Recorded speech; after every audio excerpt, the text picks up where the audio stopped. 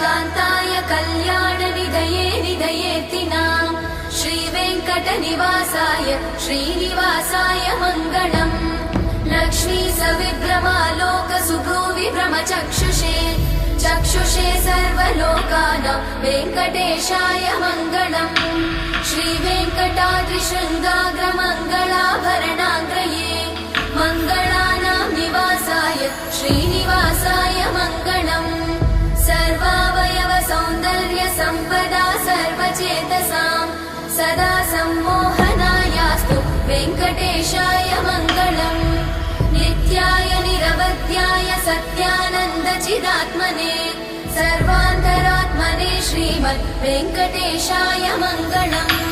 स्वतः सर्वविदे सर्वशक्तये सर्वशेषिणे सुलभाय सुशीलाय वेङ्कटेशाय